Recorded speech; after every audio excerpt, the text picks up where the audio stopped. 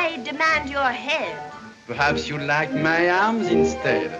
I've lost my head the moment I saw you smile. Remember you're on trial. Will you do as I advise? Madam, you will be surprised. You mean? Anything to please the Queen. Welcome to Season 3 of How Would Lubitsch Do It? A podcast in which we discuss the works of director Ernst Lubitsch, one film at a time. It's 1924, and Willa Ross joins us to discuss Forbidden Paradise. Come visit ernstcast.com if you'd like show notes, resources as to where you might find the films we'll be discussing, a link to our Discord, or just to say hi.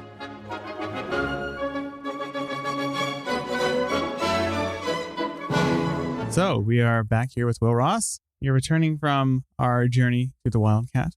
And now we're back with Forbidden Paradise, another film starring Paula Negri. Another strangely titled film. Yes, I noted this. You seem to have drawn the short straw twice.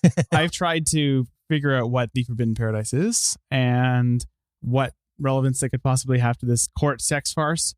But what do you think? Where is the Forbidden Paradise? If it wasn't just a holdover title from the production process, I would have to say that a Forbidden Paradise here would be, there's no paradise within the film. It's a political utopia that is unreachable because everyone's so politically pliable.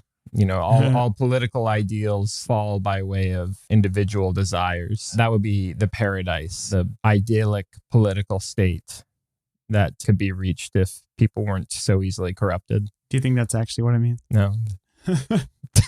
I mean, well, the real paradise was the treasure we found along the way.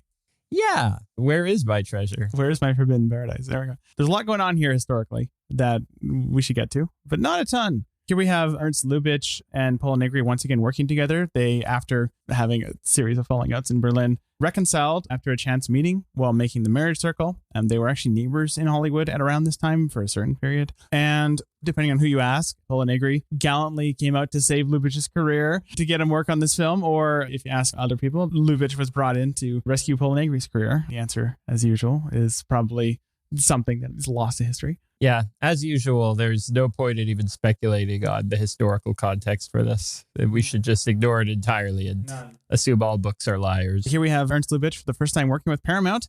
He is on loan from Warner Brothers. So we have actually a change in some crew, not all. Charles Van Anker is back as cinematographer, but we have a significantly different production design aesthetic than I think what we've been used to. We have Hans Dreyer on the art direction duties. So we're getting into, I think, already a bit of a slight modernist art deco aesthetic here. It's nowhere near the extravagance we would see in 1 Hour with You and Trouble in Paradise, which he also did. But it's definitely a slightly different direction than The Marriage Circle. This film is the subject of contradictory stories as to its provenance, which to me makes sense given how odd the film is and how it treats its subject historically. But essentially, as far as we know, the film is based on the 1922 Broadway play The Tsarina by Edward Sheldon. And however, as Dave Kehr writes in his write-up on the film, I'll include in the show notes, in the first ever mention of the film in the trades in March of 1924, it was credited as based off a story by Paul Baron. And additionally, Paula Negri claims to have read a biography on Catharine the Great and to have originated the idea herself. So we have some mixed info as to the provenance of this film.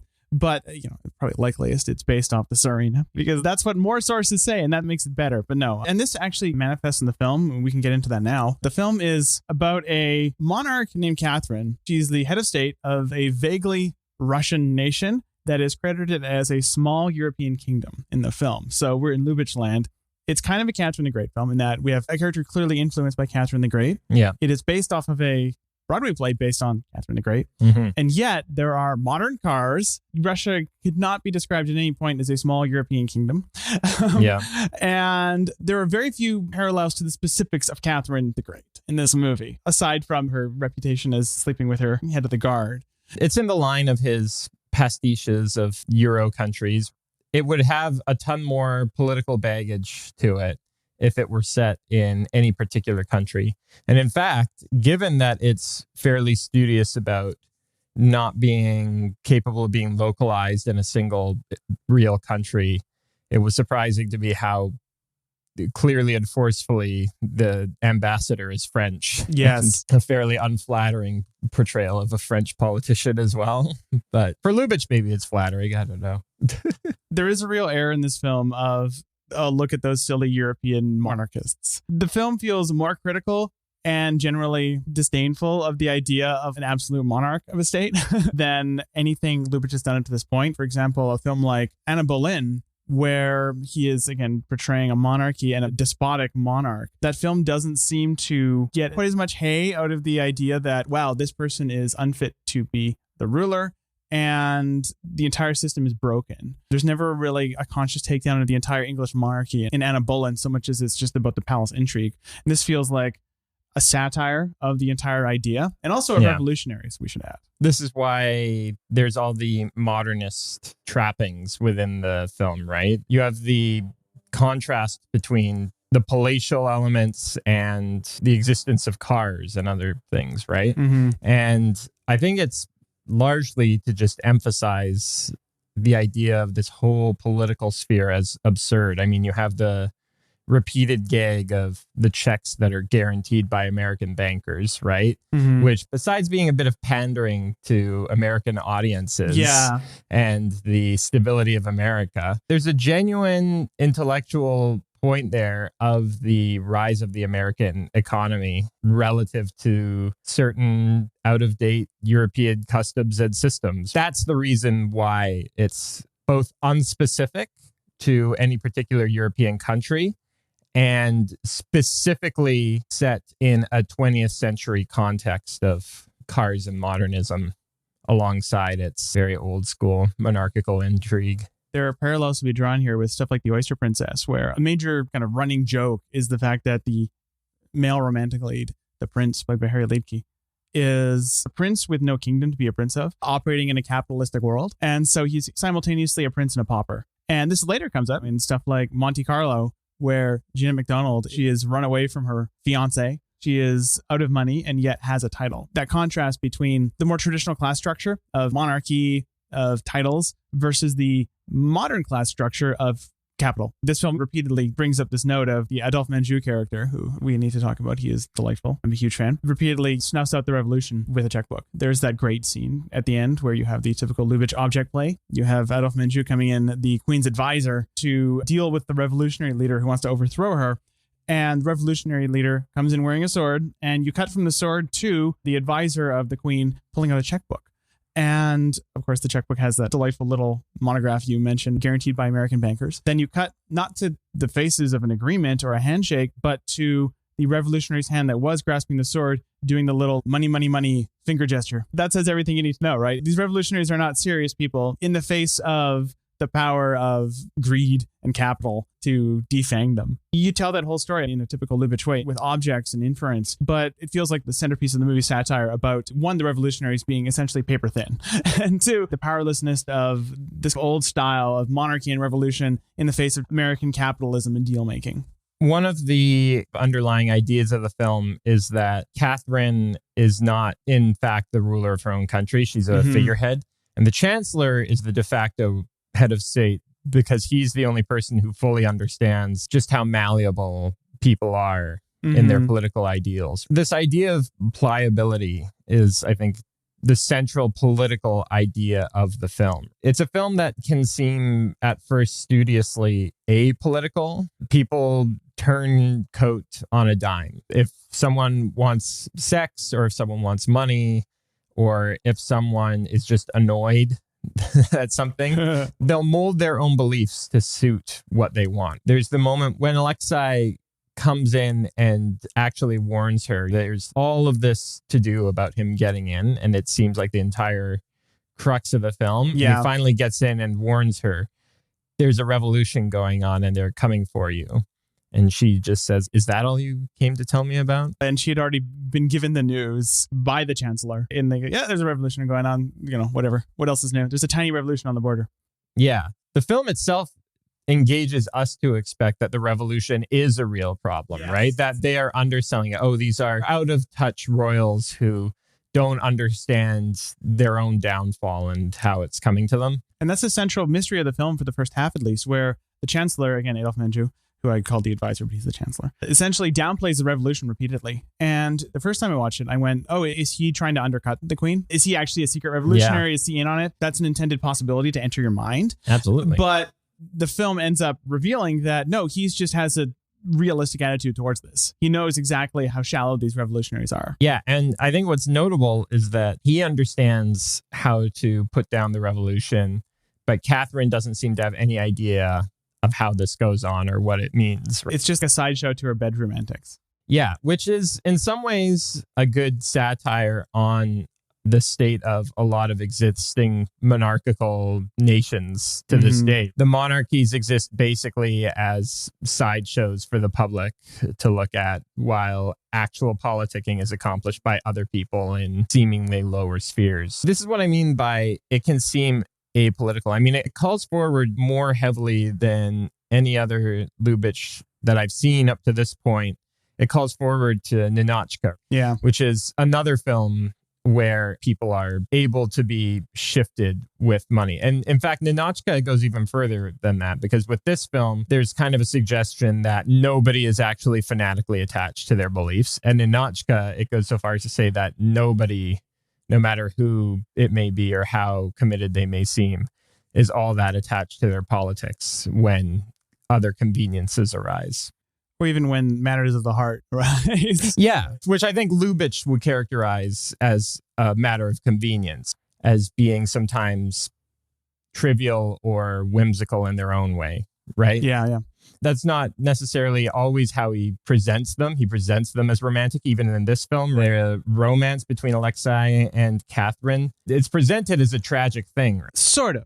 I feel like the film admirably doesn't completely tip its hand, but here's my thesis on the film. And it actually brings together this political reading and the romantic reading. Yeah. And for the sake of this, take Alexei as the central figure of this film, actually, even though I think it's probably Catherine. Alexei's attitude towards the revolution. He has seen these revolutionaries there, and he five-alarm fire in his head. I need to tell the queen I'm loyal to the queen, right? Yeah. And then he goes to the queen, and he warns them. But then you have Chancellor Adolf Menju essentially go, it's nothing. Alexei has a fundamental misunderstanding of the nature of this revolution. He thinks it's an actual threat because he's naive. In fact, the people in the know, the chancellor basically, who represents the political class in that country who actually does the work, understands that, no, this is just a part of the cycle. It's a part of the deal. They get the revolution out. They get drunk. You get that beautiful shot of the champagne corks. The first real sign that, these guys, this is a frat revolution. And so Alexei has a fundamental misunderstanding of this as genuine when it is, in fact, a part of the system. Now, what is Alexei's attitude in the bedroom? Well, he sees himself as a part of a tragic romance with Catherine. Yeah. It's still ambiguous to me how much of his feelings towards Catherine are those of convenience. He's basically coerced into a relationship. And yet Catherine claims to him he is the only man she ever loved. So Alexei fundamentally misunderstands his relationship because Catherine, to her love, it's not a question of whether or not she ever loved him. Her love is a currency that can get thrown away. She loves three men in this movie. You have the man at the beginning, and it's always represented by that badge she puts on them. You have three badges in the movie, one for each lover. And Alexei is just the middle lover in this movie. That's all he is. We don't get to see the story of the other two lovers. I'm sure it's just as dramatic, but he seems to be the one lover who mistakes this whole thing for being a sincere play. So essentially, long story short, Alexei misunderstands the politics and the romance in the same way. And that to everyone else, to those in the know, this is all a game. To him, it's not. It's actually genuine. And that's why he's the naive fool. But deep down, he may believe that. But does he really believe he believes that?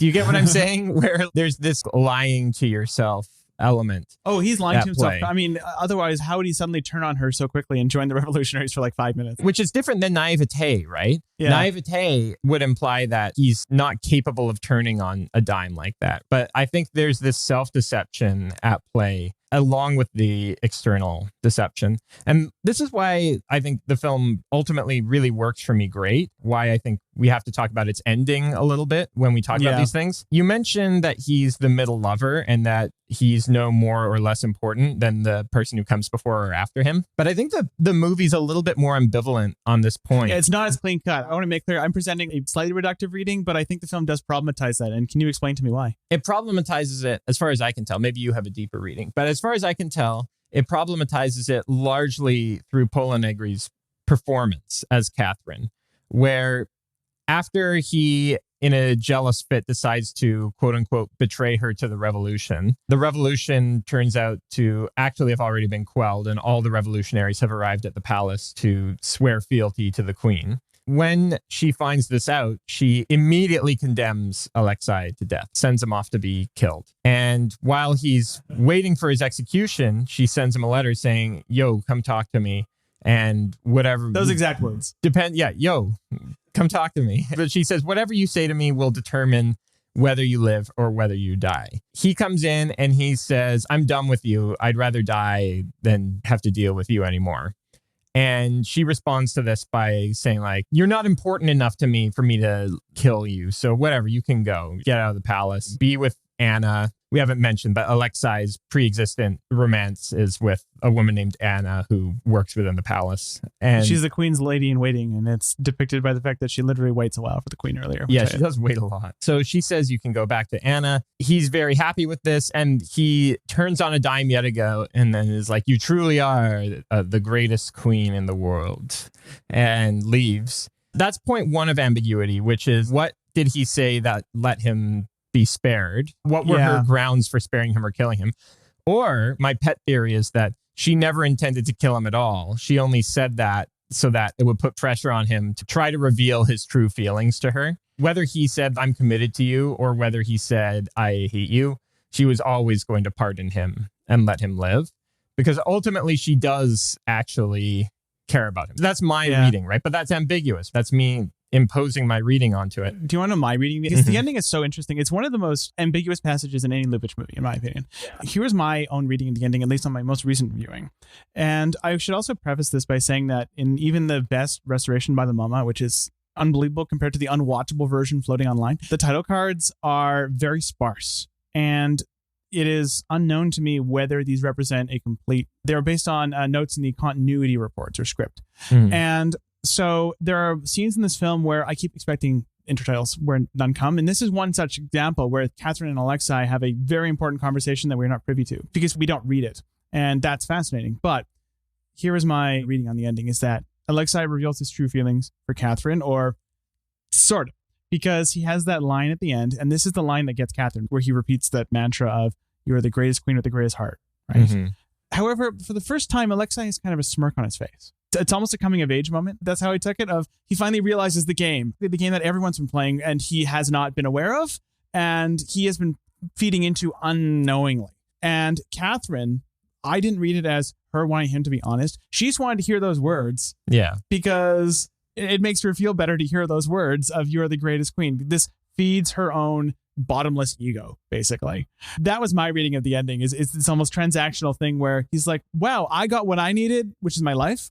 Here, let me give you what you need, which is these words. The obvious way to play the remainder of the film from that moment, if we were playing this in a purely cynical realm, it also reminds me of another film that's very similar to Ninotchka, Billy Wilder's 1, 2, 3, where I think if Billy Wilder were writing the ending, then this would wholly satisfy the queen. Catherine would be, as you said, the transaction would be completed, and then Catherine would be totally satisfied and move on to the French ambassador as a new lover, as a joke, right?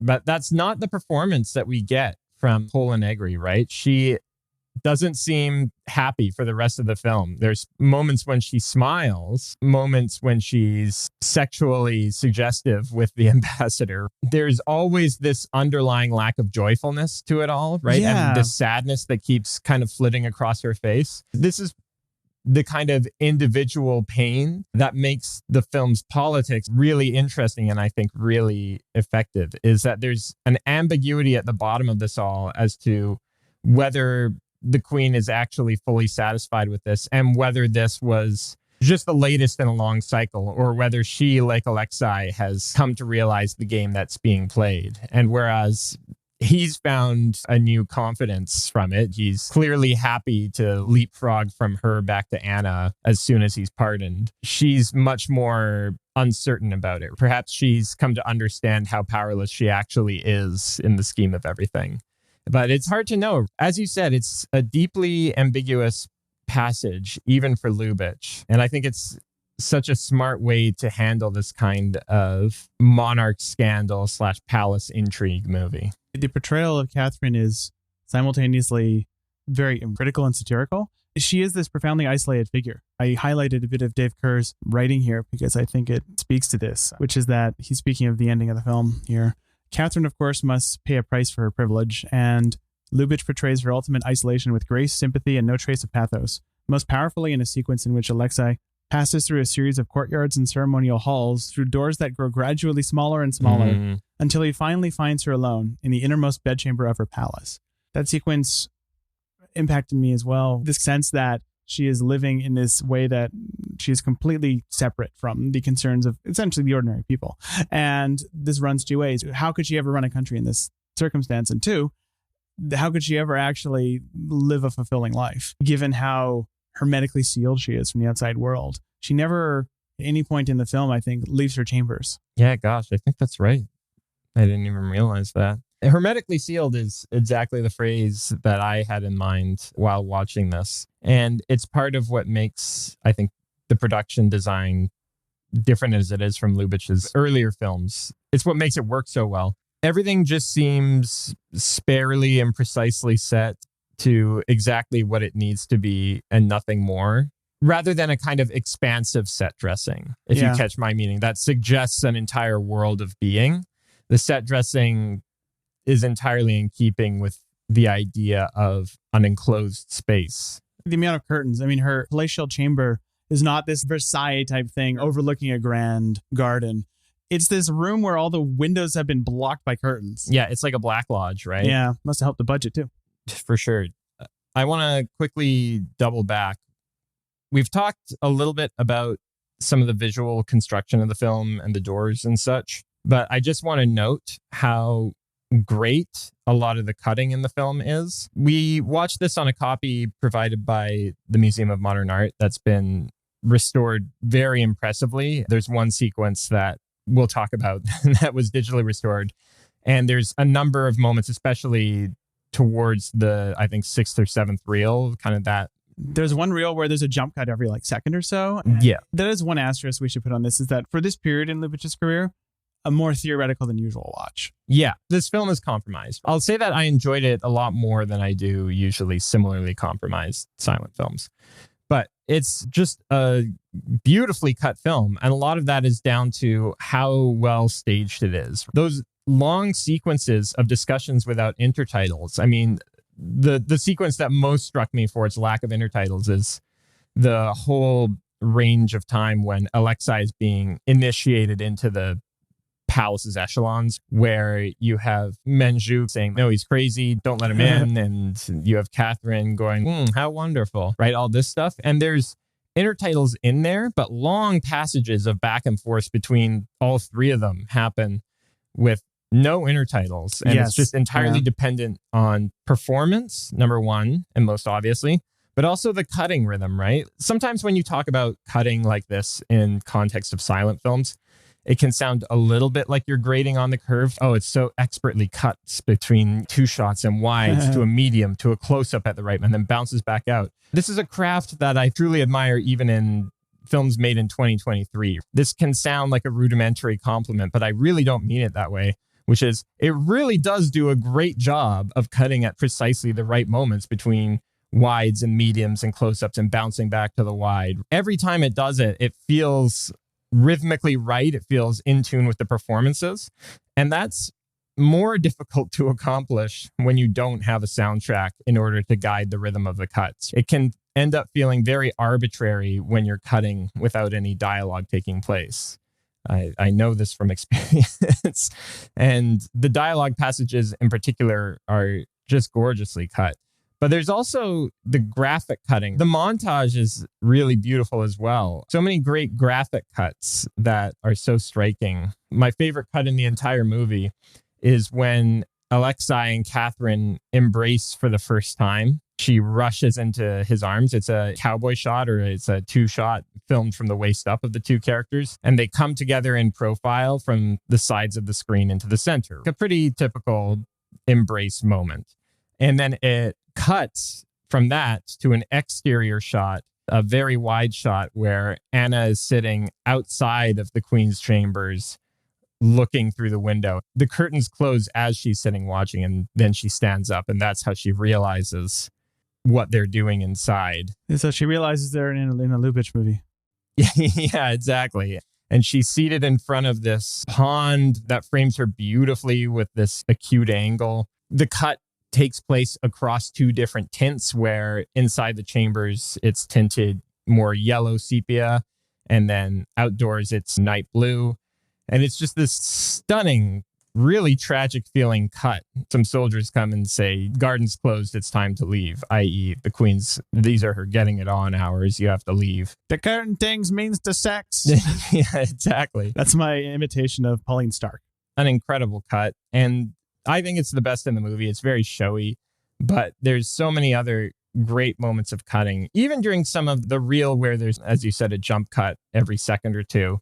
Even within there, there's a lot of really striking cut moments. And it's just, I don't know. Full disclosure, I haven't watched every single film that you've done for the podcast at You this haven't? point. How dare you? I know. But of all the Lubitsch I've seen, this is the film that I think was most consistently striking in its cuts. The moment when she's running away from Alexei as she's anticipating the revolution, and she runs through this series of doorways, and it just plays across these different axes where she'll be running from foreground right to background left, and then it'll cut in closer and she enters the frame running towards the same place from background left towards foreground right. And then it cuts again to the reverse that shows her looking out over the lookout that she's just run to.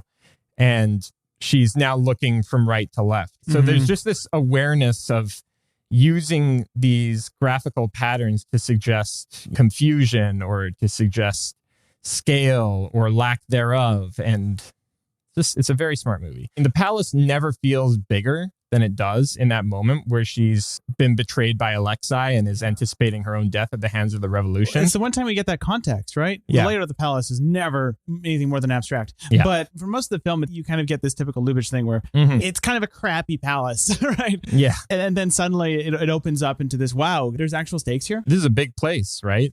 It's a large place, money. Yeah, and it's where the minimal set dressing really pays off is in this moment. As I said, it's the first time when the palace feels really large, but it's empty. There's some paintings or tiles on the wall that are decorative, but the rooms that she runs through are completely flat, empty floors, completely flat, empty ceilings, no furniture to speak of. She runs up and down this very wide staircase with no one in it. There's a guard posted every, I don't know what it would even be, 5 or 6 rooms. And it really gets at the loneliness of her position. There's a great moment in the film when he tells her, "You're so well protected, you don't have to worry, you have guards looking out for you." And he gestures over. We can see a silhouetted figure of a guard in another room who's posted outside and is walking back and forth. And she looks at the guard and she just says, like, what if that guy one day decides he hates me and decides to kill me? It's the one moment before Alexei really turns on her. It's the one moment where she seems to be conscious of this idea of what if everything that's going on around me could all be changed at a moment? It's all for show, it's all a play. It's so cool, right? Like, it's so hard in a film, especially a film this brief, but it's so hard to make a film that is this sweeping and abstract about its political subject on one hand, and yet on the other achieves actual pathos for its characters, or at least for one character, and ties the consequences of those corrupt politics into the well-being of a person, and does it for the incredibly privileged head of state in a way that doesn't feel as though it's simply just romanticizing the plight of the rich. As compromised as the viewing may be, it's why I really attached to this movie pretty early on and didn't get shaken off even with a small amount of Paul Walkering in one moment. We'll get to that in a second. I do want to mention that after having seen films like Madame du Barry and Anna Boleyn, which are Lubitsch's dead monarch films, this is as good of a direct comparison as we're ever going to get into the way in which Lubitsch's handling of monarchs and this kind of general palatial intrigue subject matter so drastically improved, it seems, as soon as he went to America. And you can see this starting with Rosita, where the fearsome king is this slightly comic figure. He ends up not being, spoiler alert, a threat in that movie. That film has a shockingly happy ending. I was expecting it to end very, very dark, and it didn't. It feels like as soon as Lubitsch went to the US, he suddenly became this master of tone, right? Where in this film, it almost feels like the successful version of what he was attempting to do with his palatial intrigue melodramas, where the melodrama is still here. There's still a sense of real human hurt, of large emotions, you can call them. And yet it's all leavened by this general winking satire, and the two don't cancel each other out. They play into each other, where the satire is as much a reflection of the emotions on display as vice versa. Well put. Thank you. Finally. If I finally put something well today. The end result is finally these characters feel like humans in a way that Anna Boleyn and Jeanne Dewberry never quite do. They feel like objects that are acted upon. In this case, the equivalent character, Catherine, her own emotional foibles add up to a rounded character. Imagine if someone were to ask me what's this film about, I would not say it's about satirizing the monarchy, satirizing the interplay of capitalism and monarchy. No, I think it's actually about the bedroom antics. It's more about that than anything else. See, I would say the opposite, but I get what you mean. You're not wrong. You're seeing the film through a particular prism. And I think what your point is partly that these prisms are all available at once. Yes, the fact that the film can have its palace intrigue and also its winking satire allows both to thrive in a way that completes the characters. Yeah, I talked about this briefly when I was talking about Where's My Treasure / When I Was Dead, which is that there's a danger, especially when you're in a retrospective context like this podcast, there's always a danger of viewing everything through the lens of, okay, how does this reflect the filmmaker that I assume him to be from his most famous films? You can read too much into a particular thing. There was a whole rant I went on about the one time when there's a notable door sequence in that film. Again, here, I, up to this point, tried to be careful to avoid it.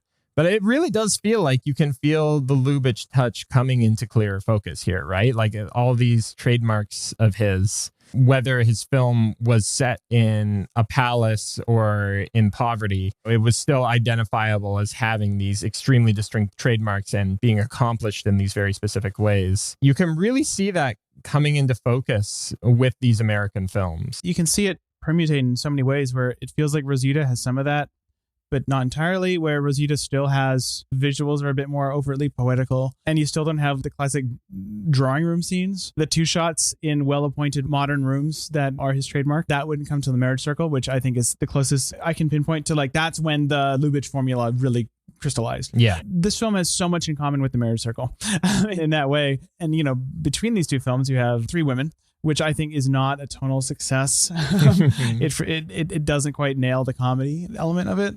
And I think that's for the worse. And then from here, Lady Windermere's Fan is absolutely of a piece with this film, in which you have this incredible threading of the needle between laughing at the antics of these characters and feeling genuine empathy for them. Not those two are exclusive. And then with Student Prince in Old Heidelberg, which is, I think, still my favorite of his silent films. He just makes it grand. It's his first MGM film. It has all of the lessons that he's learned from this period, but he explodes them into a grand melodrama of a thing, which shouldn't work, but does, in my opinion. If we're going to take a wide look at this period in his career, it is so fascinating. If the Berlin period is him experimenting in every direction and to mixed results, sometimes great, sometimes it's a boring disaster. But in this period, it's not that he's necessarily taking fewer risks, it's that he's becoming more refined in his risk taking. He's found his general milieu he likes to play in at this point and would basically continue for the rest of his career with one or two exceptions. And he is trying out every trick in the book within that. Let's talk about the restoration. A very impressive restoration. Yeah, so Dave Kehr is on for our next episode, and he'll go way more into this than I can recall because we recorded that like 6 months ago. But so this is one of 4 films that the MOMA has somewhat recently restored, along with Rosita, Lady Windermere's Fan, and The Marriage Circle. And this film is kind of up there with Rosita as having very compromised sources. However, I think this one, they come through more, actually. In the Rosita restoration, if I hadn't been told that the film was severely compromised before watching it, I probably would not have known with Rosita. It basically holds together. This film, though, has 3 or 4 passages where we're seeing the artifacts of the fact that the film was largely lost for a while. It's not in great shape. The visuals actually come through great, but it's the sections of the film are just missing.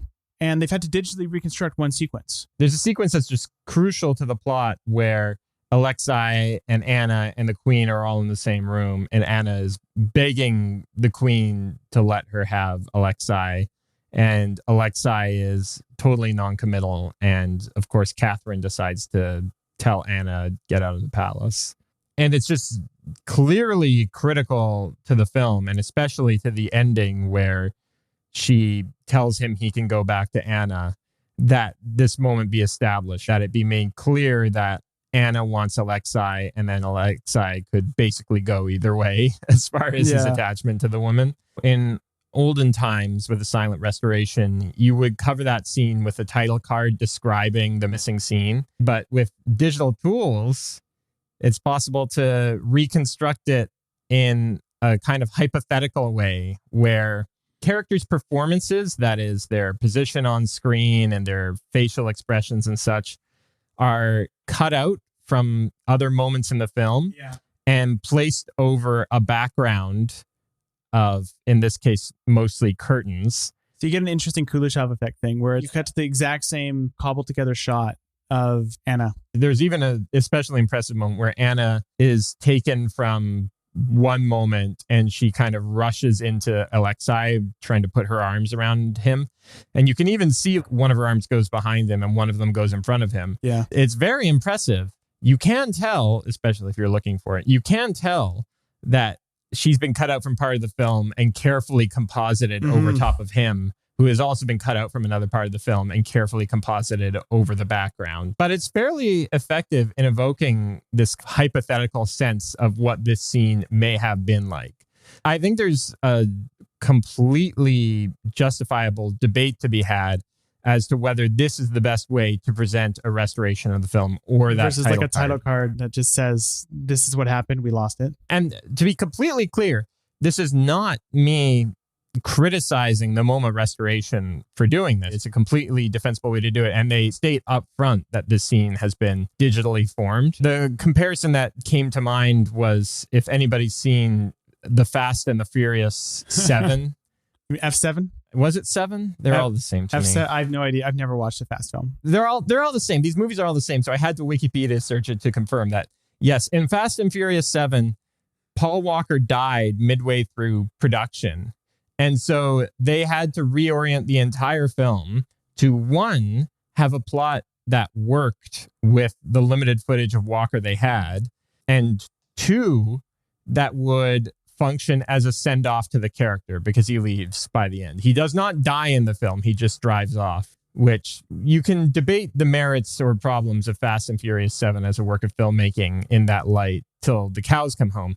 But to focus specifically on the Paul Walker scenes, sometimes they did cart his performance from a given scene over into another scene. Sometimes they used his brothers as stand-ins and put CGI over their faces. And this was before you had AI voice recreation, so that wasn't as available in order to complete the film.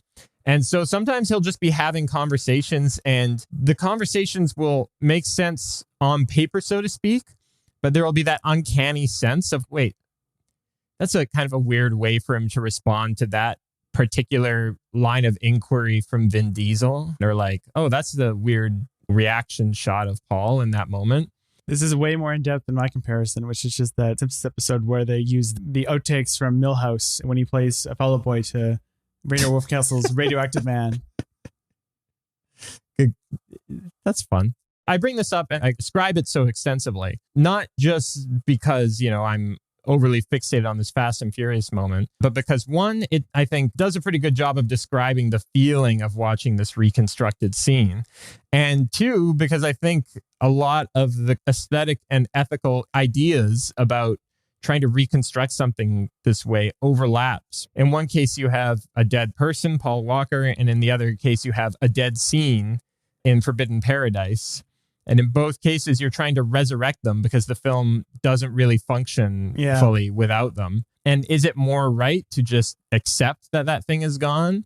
Or is it more right to just plaster a handful of scenes that Carrie Fisher did shoot for The Last Jedi over top of unrelated dialogue? The real question is not the correct course of action in 2023 to train an AI model on the rest of the film and tell it what the scene is missing and get it to recreate the scene? And that'll be interesting, right? That will be, not to talk about AI, but I actually think one of the good use cases of this is if there's 12 frames missing in a print. Yeah. I think that's a pretty good use of it. Yeah. If you try to just cut out, for example, later in this film, you have the climax essentially, and it's, in my opinion, that's just a thing to watch, severely undercut by the fact that so many frames are missing in the climax that it's like pressing the skip button on VLC. That's exactly what I thought. Yeah. Yeah, it's like trying to fast forward through the boring part of a movie, right? And imagine if you just train an AI on the footage that is there. This is me speculating, but in like a couple of years, you're probably going to be able to do that seamlessly. You're 100% going to be able to do that. That opens up a whole, and that excites me. Yeah. As far as a benign use of this profound thing I'm ambivalent about, film restoration could really benefit from this, hopefully.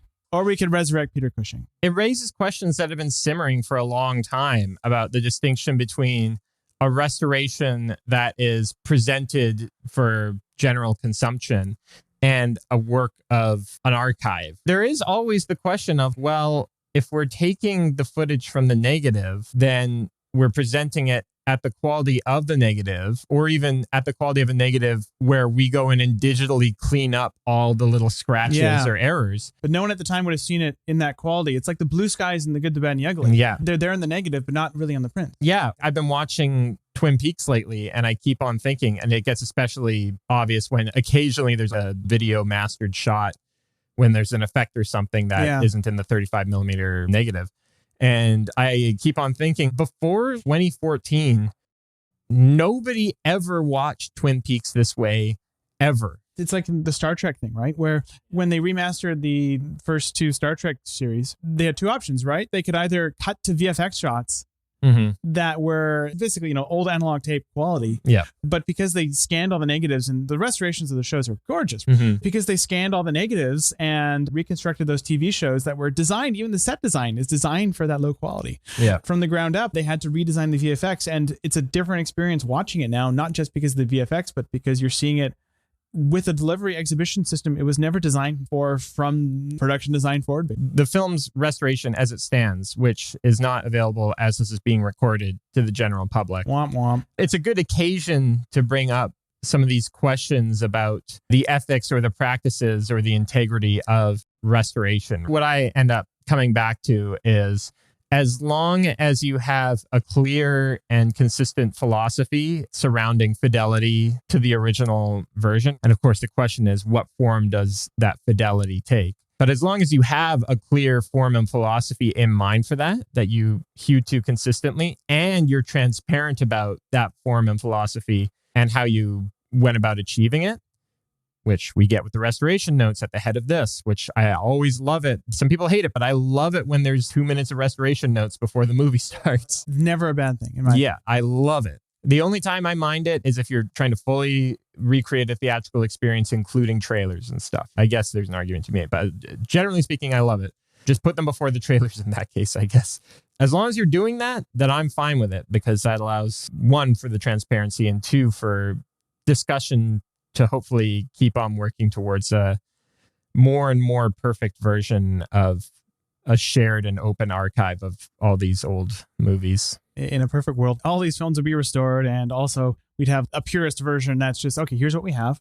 And then we have, here's the most watchable version. Yeah. In case you want to just see it as a film and have that experience. There's truly no one way to do this. I think one great example is the MoMA's restoration of Rosita, which I don't know if you got to the nighttime scene with the beautiful sparkle effects. Yeah. Those fireworks effects were done digitally. The print they had was monochrome. And so they obviously did the thing that we all, everyone does when they restore these things, they digitally add the tinting. But at some point, Dave mentioned to me, had the idea of digitally replicating the hand painted color effect on the fireworks. And the effect is stunning. I mean, it's incredible. I think it's the visual high point of the film. Yeah. Sometimes restoration becomes this almost collaboration where you can bring out what's already interesting in something. Well, I want to double back to your use of the word purist, even like a purist version of the movie, because what would that mean? Hiring an actual piano player to play some ragtime at their low budget Albuquerque cinema. With this film, it's all tinted, but they used materials where the restoration notes indicate that some of it had to be inferred. Yeah, some of the tinting had to be inferred from Just the existing notes extremely and common. such. So a purist version, is it including that tinting, or is it just showing what the restoration materials that you had available looked like? And is it the lowest common denominator of what you know? Yeah, and they also had limited intertitles, so they had to go back to old censors notes and such. So is the purist version just not having any of those intertitles, or only using sometimes the foreign intertitle? You know what I mean? Like these questions of even what a puritanical version of these restorations would be just get so thorny. I'm glad you brought up the tinting, because I think this film visually is held together by the tinting in certain ways. It's so clearly a key part of the film's visual scheme, because it immediately, one, it establishes location so well. The Queen's Palace is always a certain color. Certain outdoor areas are blue, purple, depending on the time of day. But what I really want to single out are the nighttime exteriors, because as we have discussed well in the Berlin period of this podcast, and will unfortunately encounter again when we find, for example, the Student Prince of Old Heidelberg, which feels like it should be tinted, and the current version is not. Nighttime scenes using the Berlin V lighting or even just broad daylight often don't play at all. You cannot tell what time of day it is. They don't establish the mood. It's a bit of a disaster. We see that on the Wildcat, actually. That's probably the best example, along with Meyer from Berlin. But as soon as Lubitsch moves to Hollywood, a few things happen. One, as in Loves of the Pharaoh, he's in a dark studio now, which means he can actually do nighttime exteriors on his interior studio set without broad daylight coming in. Two, they're also tinting it and using a variety of, in this case, pretty striking motivated sources. You have one shot in the nighttime exteriors that I just love, where a car pulls up and the headlights are extended by what looks like a Fresnel lamp focusing. You have beautiful quintessential 3-point lighting of the era, where sometimes a shadow will fall on the wall, whatever, but the backlighting is striking. And throughout, you have this beautiful tonal variance created by this specific combo of 3-point lighting and tinting. For example, you have that cut you mentioned between the interior of the Queen's Palace, which is this almost suffocating orange. It feels like how I would like tungsten scenes and color correct everything to be almost like a little too warm and cozy, so that it almost feels a little hellish. And something you cut to that nighttime exterior, which is this really bold blue. Our eyes work with memory colors. If we look at a certain color for long enough, our eyes acclimatize to that. And then if we cut away from that, the color contrast is magnified, because our eyes are suddenly being given a hue that is opposed to that original hue. Every time it cut to the outdoors, it almost felt like a cool breeze for me. It's like, oh, we're finally out of this suffocating room. Later on, you have the interesting play with motivated sources with the revolutionaries, where you have one pretty bold combination. We cut from the balcony where the revolutionary heads are, which is yellow, which again rhymes with the Queen's Palace. And then we have the actual common revolutionaries, the soldiers who expect to overthrow the queen, depicted with this blue. And again, that's lightly motivated by the fact that they're lit by moonlight and the aristocrats are on a balcony lit by what might be gas lights or something. That also connects it to this motif of outside and inside. You have inside the institutions, inside the palace, is always this yellow in some form or another, depending on the time of day. It might be a dull yellow or it might be a hot yellow. More often, though, the goings on outside of the palace, they generally happen at night in this movie. So we have this association with the common people and the blue of moonlight. It's the inner world and the outer world. I just loved what Anger and Lubitsch and everyone did to create that color rhythm, because it's really striking. Oh, one more thing. I need you to acknowledge. I might. Adolphe Menjou. Yeah. Oh, we didn't talk about him at all. We haven't really dealt with performances, but to me, I've seen Adolphe Menjou in prominent roles in at least 5 movies now, but in the 3 films in this podcast series in which he plays a prominent role, which are A Woman of Paris, The Marriage Circle, and this, he dominates every single film. I cannot take my eyes off that man. He floats on a cloud above everything. I've never seen someone so successfully give off this air of, I'm just here for the laughs. He is so lovely. Just one of my favorite character actors from this period immediately. I mean, I think Paul Negri is handily best in show. Not to say he's not really good in this, but I'm glad you like him so much for reasons you laid out. It's totally in keeping with your proclivity for goblins in these movies. So that's great. He's not a goblin. He's helpful. He's chaotic good. He's a little bit, goblins can be good. He's really good. I'll mention just one more briefly about the editing is that one of my favorite edits in the whole film is a dissolve, pretty rare in the film, from a wide of a car moving along to him sitting in it. And he has this inscrutably ambivalent look on his face. And he rides almost universally between this kind of ambivalence and a knowing amusedness almost the whole way throughout the film. There's some moments when he's a bit stressed and worried when Alexei is first entering the palace. But otherwise, there's a general sense that he's the one who really knows what's going on, which is what feeds into the impression that the film gives that maybe he's not on the level and he's coming back to tear down the queen's rule. I do think the film misdirects you a little, where that's the one time in the film he has a grave, solemn look in his face. He's going to meet the revolutionaries, and you think, oh, is this the real him? Is that goofy thing a front? Yeah. But then you realize, no, that sullen face is the front. Yeah. And the real him is this goofy chancellor. He keeps the whole thing afloat. He has a good humor about it, and generally a guy who knows what's up in Lubitsch land. Yeah. I think Paula Negri is very good in this. I think this is probably the best performance I've seen her give. And that's not a backhanded thing. I think she's generally very good. I think what I find very rewarding about this particular Paula Negri performance is that she acquits herself so well to the 20s Hollywood style of acting in comparison to the pantomimic style of acting. Because you've seen her at her most pantomime 1910s style in The Wildcat, right? And she's literally flailing her arms for most of that movie. Her body is just contorting itself. It's this full-on wide shot performance, right? She's a lot of fun in that, yeah. Yeah, and I think she's great in that. And this is not a wide shot movie. This is a close-up movie. And suddenly she is still a ham. She's still a ham, but she's a ham in close-up. She uses her face. And I do think if I have one criticism of this performance, perhaps, it's that I think she has a stock trick that she uses to portray lust that she really, really leans on. And I think it's a great trick, but I occasionally I'm like, is this a shot from earlier in the film? So again, that's my little note of question, but I think she's pretty much great in this. You're right. I love goblins, and Adolphe Menjou, maybe my favorite character type in movies, is the character who seems to exist outside the conflict of the film.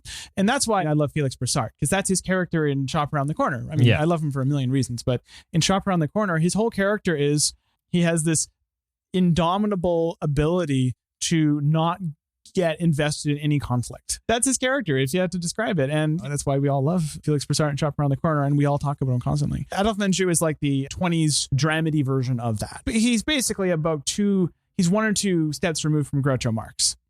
I can't quite say the same necessarily for Rod LaRocque, who, it should be noted, was apparently, according to the Scott Iman book, cast because Paula Negri really wanted him in the film because they were currently dating. So it is one of those things. And this happens actually a lot in Hollywood films of this era. I don't know if you know this, but a lot of the times people aren't cast for necessarily their merits. Oh, did that happen back then? Oh, man. Oh, boy. People act like it's a new thing. Anyways, he is handily the weak link in the cast. But I actually think it's not that I blame Rod LaRocque. He's fine. It's just that He's fine. I don't think Lubitsch ever consistently nailed the young, conventionally handsome, sincere male lead. I think he was at the mercy of the actor's talents. Yeah, and unfortunately in Berlin, he was at the mercy of Harry Liedtke. I completely agree. I mean, the one that sticks out for me as incredible is probably Robert Stack in To Be or Not to Be, who is just so guileless the entire movie. That's a pitch perfect performance. Or, you could also see Jimmy Stewart in Shop Around the Corner. Yeah. But that's what happens when you cast the greatest actor in history. Design for Living works just barely because Gary Cooper just barely fits the mold of what that movie needs him to be. Yeah, he's such an odd choice, and Lubitsch had such confidence in him. Gary Cooper is that role, and he's one of the better ones. I'm in the minority in thinking that Raymond Navarro in Student Prince is very good. People often cite him as a weakness in that film. I think he's very good. Maybe I'm being too harsh on old Ernst because Ernst is good. He got better. Therefore, he got better at this as he bad. went along. Right. Yeah. We're at an inflection point, right? Where the Ernst of Berlin has pretty much fully transformed at this point into the Ernst of Hollywood. Yeah. And the bandwidth for what he's trying, as has been noted a lot of times, is narrowed, but he is finding so much nuance within that narrower bandwidth to do really incredible things. He's still a different filmmaker every film in a meaningful way. Yeah. It's just that he is, I think, clearly more aware of his strengths. It's not like Rod LaRocque is bad or stiff or anything. I think he performs the role with almost exactly the amount of nuance afforded it on the page. It's just that Paula Negri and Menju. The act circles around him. Yeah, they both go so much further than just what's on the page, particularly in the closing passages of the film. There's a depth to their sadness or bemusedness or ambivalence or triumph or defeat that goes beyond what could be written. It plays out at almost like a million iterations of different facial expressions at a time, which is not to say that they're like suddenly leaping between totally different expressions, but which is just to say that they're shifting into all these different emotional states of being as they go. To return to the whole point of you bringing this up, yeah, Menju's great. He's terrific in this. He's clearly an asset. He's clearly capable of doing exactly the kind of thing that Lubitsch needs an actor to do in a way that's more specific to Lubitsch than what Pola-Negri accomplishes here. Which is why I understand you having a particular preference for Menju as well, right? Because if Lubitsch is your favorite director, then of course, you know, you're going to appreciate a nice execution of one of his stock type. He's immediately joined the ranks for me of credible recurring character actors in Lubitsch films. He's up there with Broussard and Edward Everett Horton for me. It's like the great perennials. Broussard's still my favorite, but because Broussard has the best scene in any Lubitsch film. The single, in my opinion, best line reading in his career is the ending of To Be or Not to Be. Can we also acknowledge how odd it is that Catharine the Great has, in this period of history, not one but two incredibly loose and downright libelous, not biopics, but films about her made at this point? You have this in The Scarlet Empress, and Forbidden Paradise is fine. Scarlet Empress is one of the greatest films ever made, in my opinion. She's the subject of, even beyond that, like a lot of loose adaptations throughout history. Like, I think just... like Cleopatra. As an archetype, she contains multitudes. There's a show on right now called The Great. Again, like it's a loose satirical comedy about Catherine the Great. Or the Nicholas Hoult canon that I need to get. Maybe it's the fact that it's Russia, therefore it's just removed enough from like Anglo-Saxon sensibilities that loosely adapting her life is appealing. So you get all of the royalty without... And you can also make it grotesque because Russia is the other, of course. Yeah, exactly. As much as I sound like I'm being critical. The Scarlet Empress gets so much hay out of making Russia the other. Oh my gosh. It's downright offensive when you think about it. But it is, oh my gosh, lovely. It's one of the most beautiful movies ever made. Yeah. But we're not talking about that now. We're talking... I want to talk about the von Sternberg podcast. Well, that feels like as good a time to wrap up the episode as any in that case. All right, you want to wrap it up? Well, thank you for joining me today, Devin, to discuss Forbidden Paradise. I think we've uncovered a lot of hidden truths and nuances about the film that no one ever imagined before they listened to your podcast to be told what to think. Well, do you want to thank me for joining you? I just did. Well, it's an honor to be here, Will. All right. Now you do the outro. Sure. Well, I'm Willa Ross. I am 81 years of age. I've had 9 children and 42 grandchildren and have almost 1 billion citizens. I have rheumatism, a collapsed uterus, I'm morbidly obese, and deaf in one ear. I have known 11 prime ministers and passed 2,347 pieces of legislation. I've been in office 62 years, 234 days. Thus, I am the longest-serving monarch in world history. I'm responsible for 5 households and a staff of over 3,000. I am cantankerous, boring, greedy, fat, ill-tempered, at times selfish and myopic, both metaphorically and literally. I am perhaps disagreeably attached to power and should not have smashed the Emperor of Russia's egg. But I am anything but insane. And this is how would Lubitsch do it. That is a passage from the Stephen Frears masterpiece, Victorian Abdul, shot, we must note, by Danny Cohen. All right. This podcast, guaranteed by American bankers. Hey, that's much better. All right, I'm going to cut. Next week, Dave Kehr joins us to discuss Lady Windermere's Fan.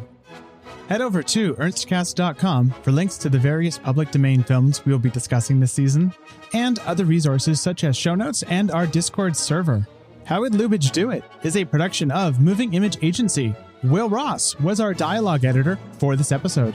If you enjoyed this episode, please rate and review us on whatever podcast service you happen to use.